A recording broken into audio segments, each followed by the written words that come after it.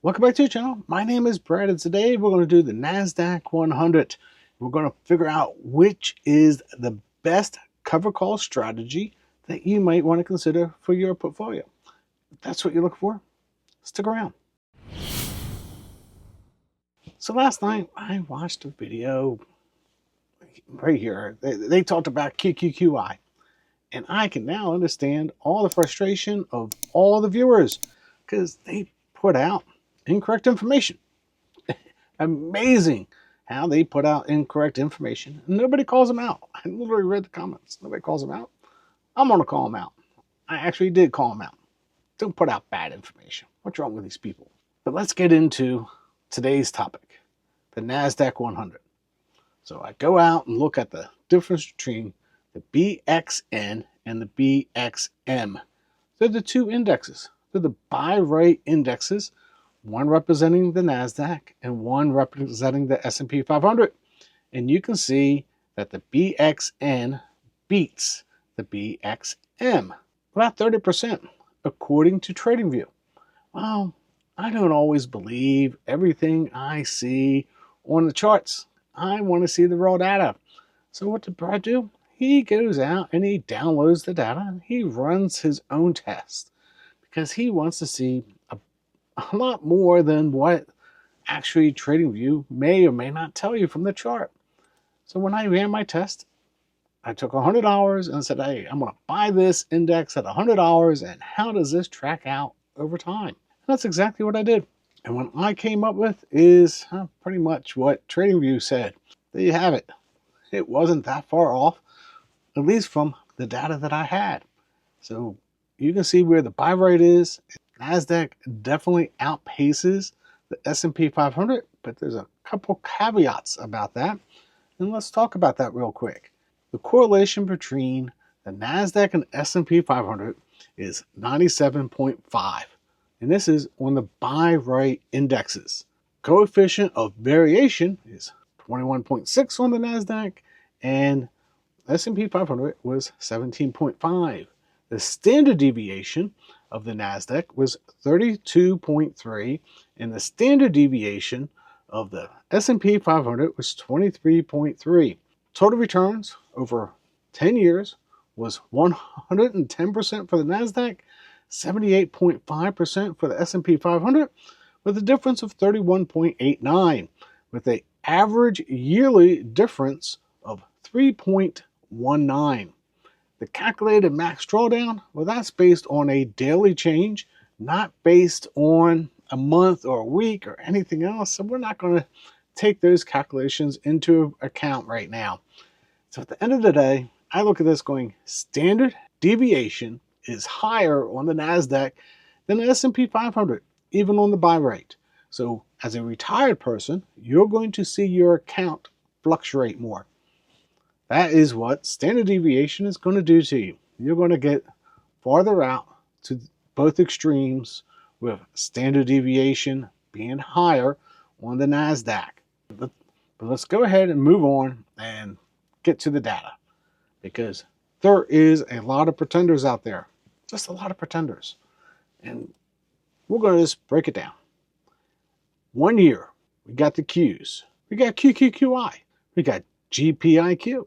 You got QDTE, you got TDVI, you got JEPQ, IQQQ, and QYLD. I look at this chart and I say, well, QQQI and GPIQ clearly beats everybody else in total returns over the 1 year chart. And if you look at year to date, they both beat everybody else year to date. So at the end of the day, there you go.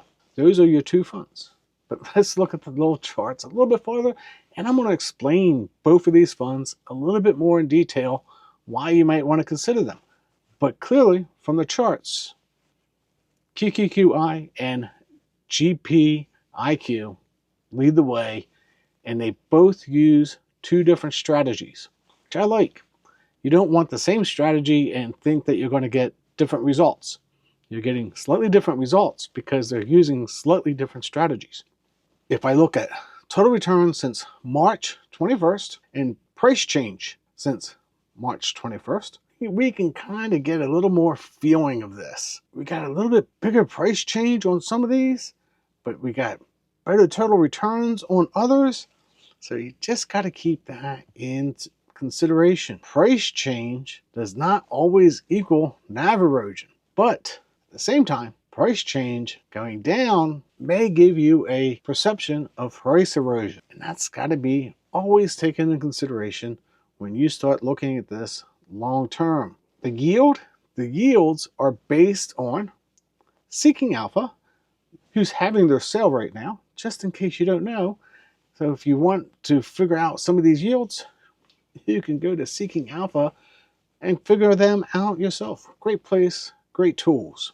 We look at this going, these are the yields right from Seeking Alpha as of today going forward. We know the QQI is sitting right there about 14% pretty consistently every month. GPIQ is slightly over 11% every single month, fairly consistent based on price. And that is where price change and the fluctuation in price change comes into play, because recently there's been some comments. Hey, distributions are going down. Well, 14% of that price, well, the price is down, your distribution goes down. And you got to have that understanding of where that variance might come into play. Okay, so some people don't like bar charts. They just don't. They like line charts. So let's go ahead and look at this on a line chart real quick. Exact same numbers. I put it up March 21st, total returns to May 1st, and you can see, without a doubt, QQQI leads the way. Second place, GPIQ, and then the Qs. And then comes everyone else. At least that's what the total return chart tells me today. I took total returns since May 1st to today, which is 1 year, just to see if we got any huge differences in them.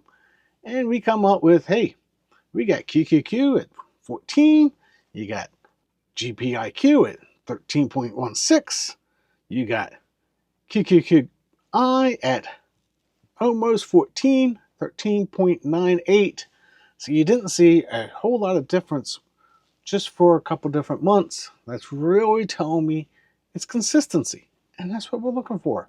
If I look at percentage of price change, well, that's a little bit shocking. QDTE down 24, almost 25%. JEPQ, JIPQ, down almost 2. QQQI, just down 1%. QILD, down 6%. Well, I'm going to go ahead and go with GPIQ and QQQI. Now, TDVI is slightly just not quite getting to the bar yet. Something that we need to keep our eyes on. Maybe that fund will turn around, but maybe it won't. Right now, the bet is QQQI and GPIQ. If I look at total returns since August of this year, and I'm going to throw a new one out there for us, QDevo. QDevo is at 7%. That is definitely leading the way. Comment is, I just don't know. I'm going to sit here and say, I don't think there's enough data quite yet for QDevo, but it's something that we need to keep our eyes on, because QDevo is clearly a contender, but maybe, or maybe not. Maybe I should do a review on it and see if it really is what it appears to be, because right now it looks like it's a contender. For those that don't know, QQQI does laddered calls, and they don't do it on the complete underlying. They do it on a percentage. And in GPIQ, they do at the money, but a small percentage every single week to hit their goal for their distribution rate. Right now, they're around 17% of all the assets. So 83% of it is totally free to climb in price. And I really like not having everything capped, because you don't want it capped because you'll never get capital appreciation. You don't have to always have capital appreciation, but you got to stay up with capital appreciation. Another comment that I saw recently was inflation, and that it gets into taking all of your distribution and not reinvesting anything back into it. Unfortunately, if you want to beat inflation, if they're paying you 14% and you can put back in 6%, then guess what? You can beat inflation and give yourself a pay raise every single month if you take 8% on cost. So until next time, God bless.